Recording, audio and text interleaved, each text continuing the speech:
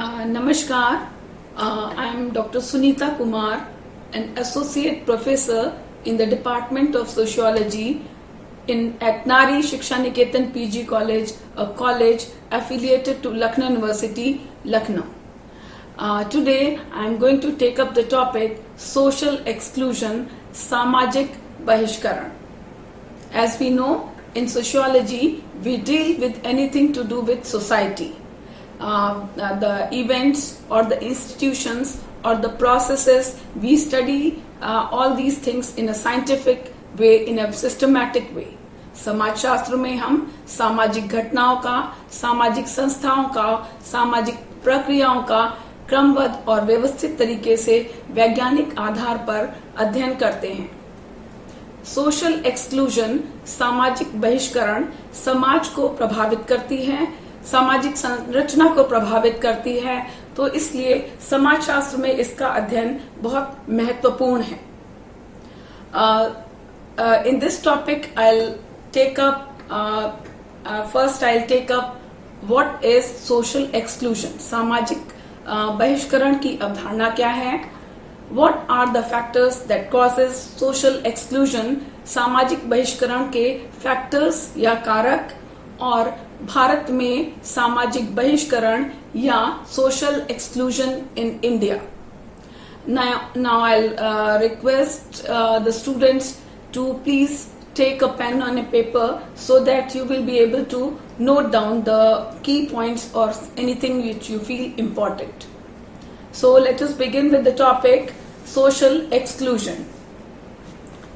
Social exclusion, also called as सामाजिक बहिष्करण या सामाजिक वंचना, इस अवधारणा का प्रयोग तुलनात्मक रूप से अभी शीघ्र ही प्रारंभ हुआ है. सर्वप्रथम इसका जन्म या इसका प्रयोग यूरोप में, स्पेशली फ्रांस में रेने लेनॉयर द्वारा किया गया. उन्होंने फ्रांसीसी जनसंख्या का अध्ययन किया और उन्होंने कई विभिन्न विषयों पर रिसर्चेस की या स्टडी की, और जिसमें कि उन्होंने मानसिक और शारीरिक रूप से विकलांग व्यक्तियों का अध्ययन किया. उन्होंने आत्महत्या से प्रेरित लोगों का अध्ययन किया, बाल अपराधियों का अध्ययन किया, एकल परिवारों का अध्ययन किया और उन्हें बहिष्कृत माना. धीरे धीरे ये कॉन्सेप्ट डेवलप होता गया. एशिया में इस कॉन्सेप्ट का, इस अवधारणा का प्रयोग शुरू हो गया. यहाँ पर भारत में, थाईलैंड में, मलेशिया में, इंडोनेशिया में और चाइना में भी इस अवधारणा का प्रयोग वंचित समूहों के लिए या समाज के उन हिस्सों के लिए जो वंचना का शिकार हैं, उनके लिए प्रयोग किया जाने लगा. पश्चिमी समाजों, वेस्टर्न सोसाइटी में भी इस अवधारणा का प्रयोग किया जाता है. वहां पर इस अवधारणा का प्रयोग गरीबी या पॉवर्टी के संदर्भ में किया जाता है और ऐसे समूहों को जिनको कि आर्थिक अवसरों से वंचित किया जाता है, उनके लिए इस अवधारणा का प्रयोग किया गया. तो इस तरीके से हम देखते हैं कि इस अवधारणा को, इस कॉन्सेप्ट को कैसे धीरे धीरे ये डेवलप हुआ. अब सामाजिक बहिष्करण या सामाजिक सोशल एक्सक्लूजन विभिन्न विषयों में इस अवधारणा का प्रयोग होता है, जैसे कि एजुकेशन में, पॉलिटिकल साइंस में, साइकोलॉजी में, इकोनॉमिक्स में. समाजशास्त्र में इस कॉन्सेप्ट, इस अवधारणा का प्रयोग समाज में एक प्रक्रिया के रूप में प्रक्रिया को दर्शाता है, जिसमें समाज के कुछ व्यक्ति या समूह, उनके व्यक्ति या समूह एक नियोजित ढंग से, इन अ प्लान वे, उनके कुछ मौलिक अधिकारों से, उनके मानवीय अधिकारों से, उनके अवसरों से या संसाधनों से वंचित किए जाते हैं. तो ऐसे समूह को या इस प्रक्रिया को या इस दशा को सामाजिक बहिष्करण कहा गया. ये मौलिक अधिकार, हालांकि ये मौलिक अधिकार सामान्य रूप से सभी के लिए, सभी के विकास के लिए, उत्थान के लिए, समाज के विकास के लिए आवश्यक होते हैं, लेकिन समाज के समूह के कुछ व्यक्ति या समूहों के लिए को इन्हीं अधिकारों, इन्हीं मौलिक या मानवीय अधिकारों से वंचित किया जाता है. ये मानवीय या मौलिक अधिकार, चाहे वो स्वतंत्रता का अधिकार हो, राइट टू इंडिपेंडेंस या राइट टू लिबर्टी, या फिर समानता का अधिकार, राइट टू इक्वालिटी, या right to guard the dignity और आत्मसम्मान की रक्षा का अधिकार। तो इन मौलिक अधिकारों से जहां पे भी जिस समूह को, व्यक्ति को, समुदाय को या समुदाय के हिस्से को जब इन अधिकारों से वंचित किया जाता है तो ऐसी प्रक्रिया को, ऐसी दशा को सामाजिक बहिष्करण, सोशल एक्सक्लूजन या सामाजिक वंचना कहा गया। एडम स्मिथ के अनुसार सामाजिक वंचना को उन्होंने एक अन्य शब्दों से परिभाषित किया या समझाने की कोशिश की। उन्होंने इसको फेलियर ऑफ कैपेबिलिटी या योग्यता की असफलता माना। उनके अनुसार जब व्यक्ति या समूह स्वतंत्र रूप से सामाजिक अंतःक्रिया करने, सोशल इंटरैक्शंस को करने से वंचित होता है तो वंचित होता है, या वो सामुदायिक जीवन या कम्युनिटी लाइफ में भाग लेने से वंचित किया जाता है या होता है, तो सामाजिक वंचना की स्थिति या बहिष्करण की स्थिति आती है। और इसे उन्होंने सापेक्षित या तुलनात्मक वंचना कहा। इसे उन्होंने रिलेटिव डिप्राइवेशन कहा। इसको समझाने के लिए उन्होंने दो अन्य कॉन्सेप्ट्स को, अवधारणाओं को प्रयोग किया, जिसमें उन्होंने एक तो योग्यता की असफलता, कैपेबिलिटी फेलियर की बात की, और दूसरा उन्होंने इसको समझाने के लिए सामाजिक वंचना जैसी शब्द का या सामाजिक बहिष्करण का प्रयोग किया।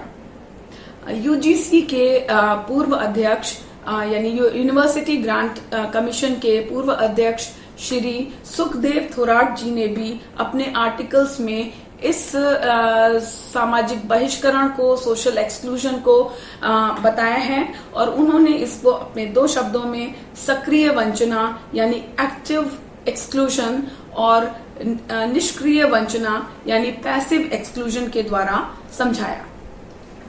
इसी प्रकार विश्व विख्यात अर्थशास्त्री, Nobel prize winner Amartya Sen ji ने भी अपने आर्टिकल्स में इसकी तरफ सबका ध्यान आकर्षित किया।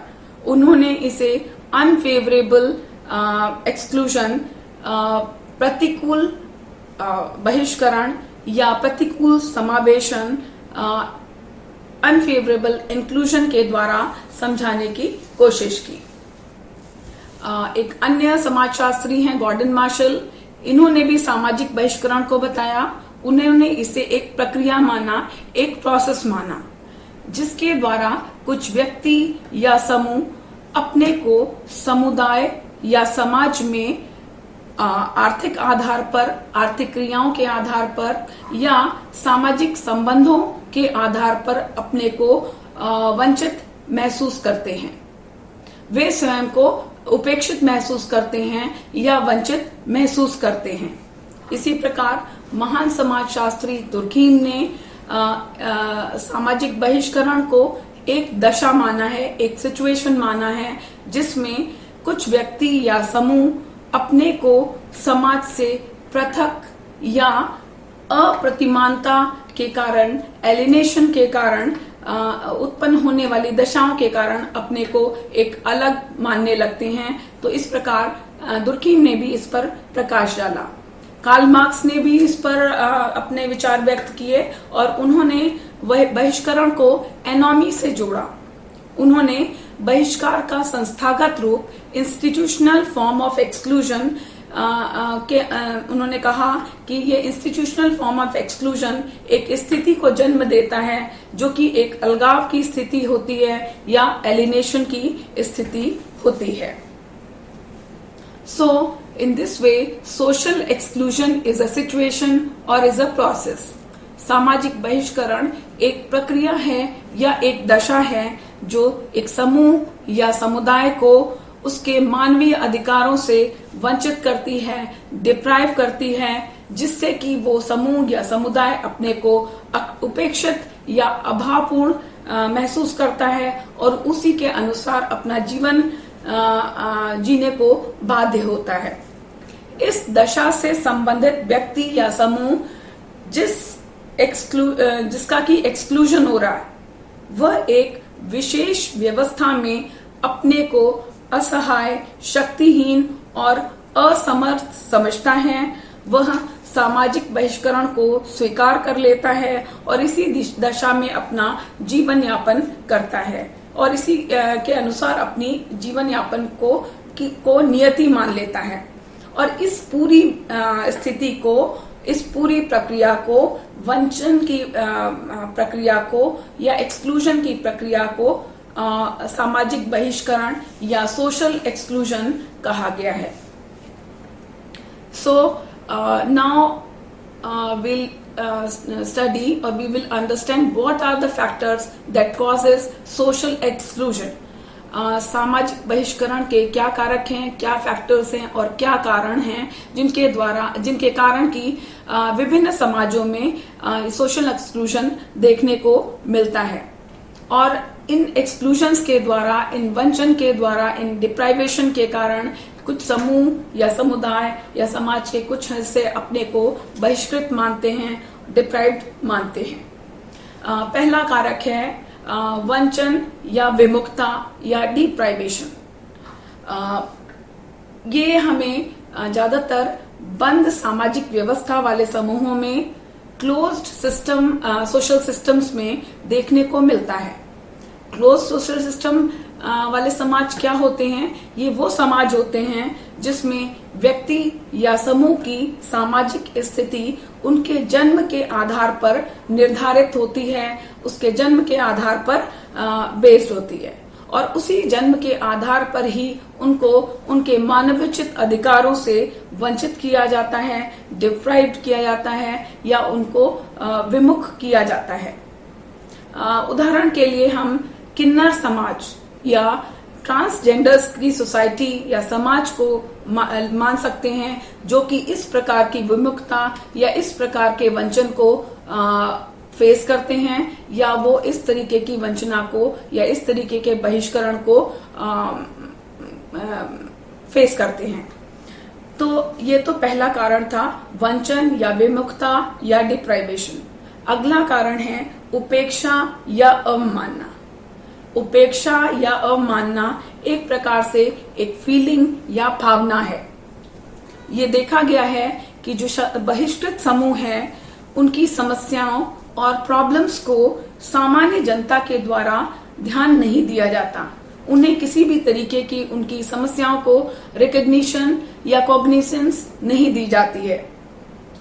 जैसे कि HIV एड्स पेशेंट्स हैं या लेप्रोसी से ग्रसित लोग हैं, उनको इस प्रकार की वंचना या अवमानना या उपेक्षा झेलनी पड़ती है और ये इसी तरीके की का बहिष्करण हमें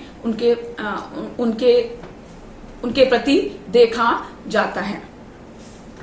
अगले फैक्टर्स हैं, मैं फैक्टर्स कहूंगी या कारक कहूंगी क्योंकि ये कई सारे फैक्टर्स हैं जो कि सामाजिक बहिष्करण या सोशल एक्सक्लूजन को जन्म देते हैं विभिन्न समाजों में।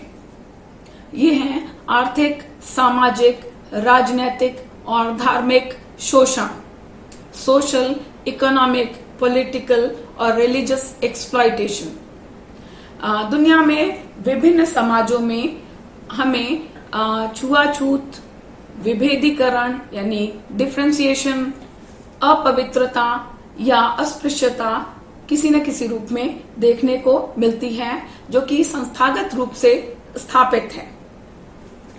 ये संस्थागत शोषण या इंस्टीट्यूशनल तरीके हैं से शोषण होना या एक्सप्लॉइटेशन होना, ये इसका कारण कहीं धर्म के नाम पर होता है तो कहीं आर्थिक पिछड़ेपन के कारण होता है और कहीं पर तो ये राजनीतिक सहभागिता न होने के कारण भी होता है, यानी पॉलिटिकल पार्टिसिपेशन न होने के कारण भी इस प्रकार का शोषण देखने को मिलता है। समाज इन्हें समस्या के रूप में नहीं मानता, कोई रिकॉग्निशन ऐसी स्थिति को किसी भी प्रकार से इसको एक समस्या नहीं मानता है। साथ ही इन बहिष्कृत या शोषित समूहों के प्रति कुछ धर्म के आधार पे या सामाजिक आधार पर नियम बना दिए जाते हैं या नॉर्म्स बना दिए जाते हैं जो कि कितने भी अमानवीय और इनजस्ट होते हैं। जाति के आधार पर वंचना या धर्म के आधार पर वंचना इसी प्रकार की बहिष्करण को, एक्सक्लूजन को दर्शाता है। अगला प्रकार है अलगाव या पृथक्करण। दुर्खीम ने और मार्क्स ने इस प्रकार की वंचना या बहिष्करण को का रेफरेंस दिया है। बहिष्करण का वो रूप है जिसमें समूह या समुदाय का एक हिस्सा पूर्ण समुदाय से अपने को पृथक या अलग मानने लगता है। विभिन्न समाजों में पृथक्करण के विभिन्न आधार होते हैं। ये आधार चाहे वो नस्लीय भेदभाव के कारण हो या फिर किसी विशेष व्यवसाय के कारण हो, तो इस प्रकार की वंचना के कारण भी समाज या समूह के कुछ हिस्से को उनके अधिकारों से वंचित रखा जाता है और ये वंचना है वो अधिकार संपन्न वर्ग द्वारा किया जाता है। ये अधिकार संपन्न वर्ग अपने ही समुदाय के कुछ हिस्से या वर्ग को हीन समझने लगता है, उनके साथ भेदभाव का व्यवहार करता है और उनको मुख्य धारा से अलग कर देता है। धीरे धीरे यही समूह अपने को वंचित समूह मान लेते हैं। ये वंचना हमें लैंगिक असमानता, जेंडर डिस्पैरिटी में, गोरे काले का भेदभाव में, विकलांग व्यक्तियों के साथ बहिष्करण की स्थिति में या इवन अनएम्प्लॉयड व्यक्ति या समूहों को भी इस प्रकार की अवमानना या अलगाव या पृथक्करण या बहिष्करण देखने को मिलता है। LGBTQ समूह भी इस प्रकार के बहिष्करण को फेस करते हैं। उनके साथ भी इस प्रकार का बहिष्करण समाज या समुदाय द्वारा किया जाता है। अगला कारक है सीमांतीकरण या मार्जिनलाइजेशन। सोशियोलॉजिस्ट गॉर्डन मार्शल ने मार्जिनलाइजेशन के ऊपर, बहिष्करण के ऊपर अपने विचार रखे और उन्होंने सामाजिक बहिष्करण के लिए इसे एक महत्वपूर्ण कारण माना। उनके अनुसार बहिष्कृत व्यक्ति या समूह एक ऐसा अर्धमानव मान लिया जाता है समाज के द्वारा, अन्य व्यक्तियों के द्वारा, जिनसे मानवीय सेवाएं तो ली जाती हैं परंतु उनके प्रति मानवीय संवेदनाएं, ह्यूमन सेंसिटिविटी की आवश्यकता नहीं समझी जाती है। किसी भी प्रकार से उनके प्रति मानवीय संवेदनाओं की आवश्यकता नहीं समझी जाती है, लेकिन उनसे सर्विसेज सभी तरीके की ली जाती है। हमें ये समाज में देखने को मिलता है। ये वो तबका है जैसे कि घरेलू कार्य में सहायक, डोमेस्टिक वर्कर्स, बंधुआ मजदूर, बॉन्डेड लेबरर्स, चाइल्ड लेबर्स, बाल मजदूर, वेश्यावृत्ति अपनाने वाले, प्रोस्टिट्यूशन को अपनाने वाले लोग, या फिर कूड़ा बीनने वाले स्कैवेंजर्स, अकुशल कारीगर, अनस्किल्ड लेबरर्स, सरोगेट मदर्स। यहाँ तक कि सरोगेट मदर्स, सरोगेसी बहुत पॉपुलर हो रहा है आज के समाज में, बट ये माताएं, ये जो महिलाएं हैं, ये इस प्रकार की वंचना को फेस करती हैं, एक्सपीरियंस करती हैं। अगला कारक है स्टेट ऑफ डिपेंडेंसी, निर्भरता की दशा। निर्भरता की दशा का क्या अर्थ है? जब कोई व्यक्ति या समूह स्वतंत्र रूप से अपनी आजीविका का चयन करने के लिए, सिलेक्शन ऑफ ऑक्यूपेशन करने के लिए, अपनी आजीविका का उपार्जन करने के लिए जब उसको रोक दिया जाता है, उसको वंचित किया जाता है, उसको डिप्राइव किया जाता है, तो ऐसी स्थिति को निर्भरता की दशा कहते हैं। निर्भरता इसलिए होती है क्योंकि जो वंचन करने वाला समूह है वही उसी पर इनका जीवन, इनकी लाइवलीहुड पूरी तरीके से निर्भर करती है। जैसे कि भूमिहीन किसान या बड़े बड़े जमींदार, जिनके लिए ये पूरी जिंदगी कार्य करते रहते हैं और अपनी सेवाएं देते रहते हैं। पीढ़ी दर पीढ़ी ये इनके परिवार अपनी सेवाएं देते रहते हैं और फिर भी ये इसी प्रकार का जीवन यापन करते हैं, जो कि दीनहीन स्थिति में जीवन यापन करते हैं। तो इस प्रकार ये सारे फैक्टर्स थे। All these are the factors that causes social exclusion, जो कि हमें विभिन्न समाजों में कम या ज्यादा अधिक कहीं किसी न किसी रूप में देखने को मिलते हैं। Social exclusion is a process, एक प्रक्रिया है, ये एक सिचुएशन है जो कि एक समूह या समुदाय को संस्थागत रूप से उनको समाज से, उनके मौलिक अधिकारों से, उनको अवसरों से, उनको साधनों से वंचित करती है, पृथक करती है, अलग करती है या बहिष्कृत करती है। तो ये सारी जो स्थितियां हैं ये एक कारण बनती हैं सोशल एक्सक्लूजन का, सामाजिक बहिष्करण का। Now I will take up social exclusion in India. सामाजिक बहिष्करण, भारत में सामाजिक बहिष्करण। हालांकि सामाजिक बहिष्करण, सोशल एक्सक्लूजन भारत में प्राचीन काल से ही देखने को मिलता है और हमेशा उपस्थित रहा है और आज तक उपस्थित है। हालांकि एंशिएंट टाइम में, प्राचीन समय में इसका स्तर कभी कम था या कभी ज्यादा था, पर ये हमेशा ही उपस्थित रहा। जब शुरुआत में इसकी ये कम था, धीरे धीरे समाज के कुछ तबके या हिस्से विभिन्न आधारों पर बहिष्कृत होते चले गए।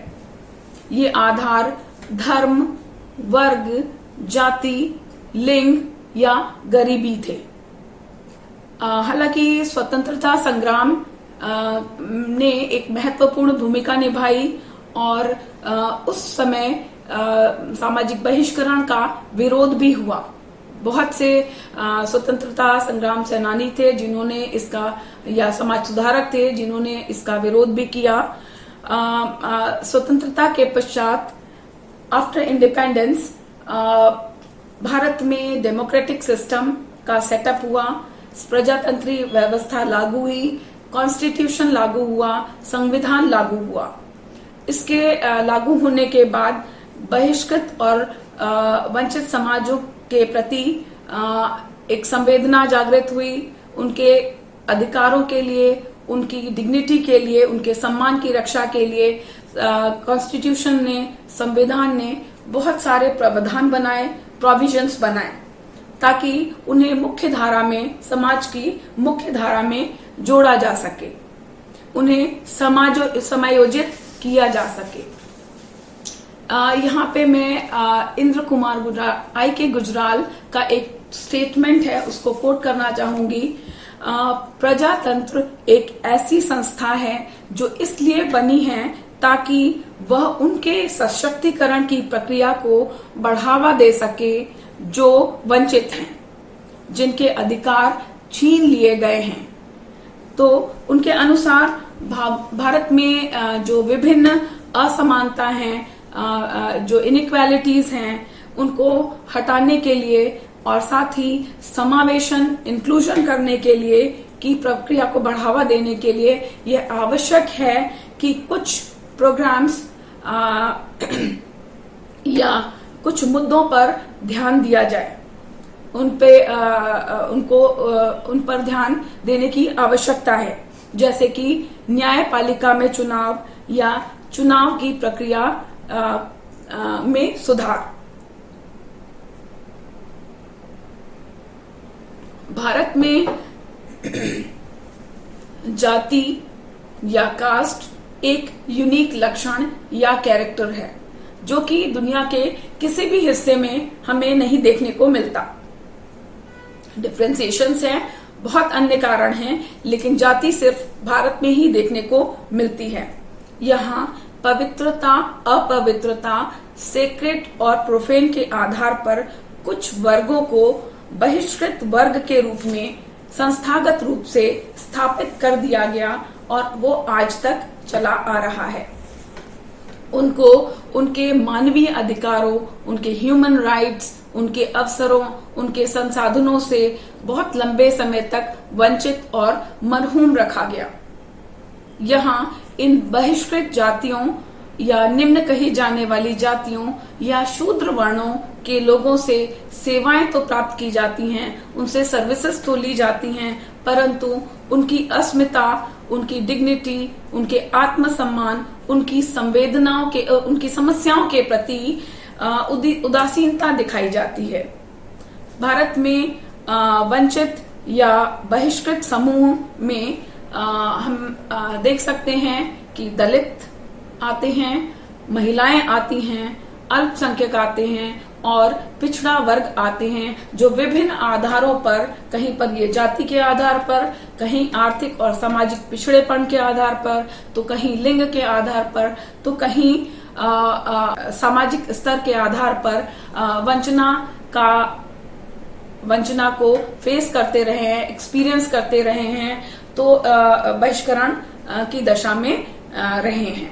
तो इस प्रकार हमने लगभग I have taken up all the topics. What is social exclusion? What are the factors that causes social exclusion? And what is the social exclusion Bharat में क्या है? How it is there in the Indian context. So I hope you may have understood the topic. I've taken up all these most of the things in the topic. I'll take up social exclusion in my next video.